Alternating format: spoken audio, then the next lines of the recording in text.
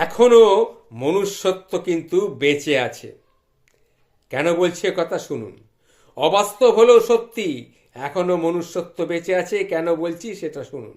বাস থেকে নেমে দেখি আমার পকেট মার হয়ে গেছে। পকেটে ছিল 100টা টাকা আর একটা চিঠি। চিঠিটা আমি মাকে লিখেছিলাম, কিন্তু চিঠিটা পোস্ট করা হয়ে ওঠেনি।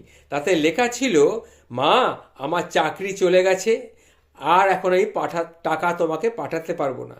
এই কথাটা লেখা ছিল, কিন্তু চিঠিটা পোস্ট করা হয়নি। যাই হোক, কয়েকদিন পরে মায়ের একটা চিঠি এলো। সেটা পড়ে আমার মাথাটা ঘুরে গেল। মা লিখেছে, বাবু, তোর পাঠানো 1000 টাকা মানি অর্ডারটা আমি পেয়েছি। বাবু, তুই কত ভালো ছেলে রে, টাকা পাঠাতে হবে বলে তোকে আমি কোনো রকম বলিনি, তুইও কিন্তু কোনো অবহেলা করিসনি, ঠিক টাকাটা পাঠিয়ে দিয়েছিস। তারপরে কিছুদিন পরে আবার একটা চিঠি পেলাম।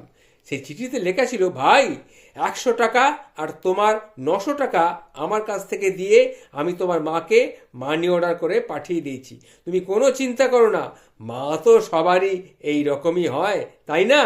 যাই হোক, সে কেন না খেয়ে কষ্ট থাকবে বলো? ইতি, তোমার পকেট মার বন্ধু।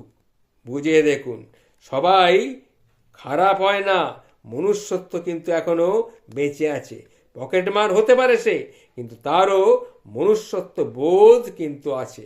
সমাজে কিন্তু এই রকম লোকের এখন খুবই অভাব, এটা মাথায় রাখবেন।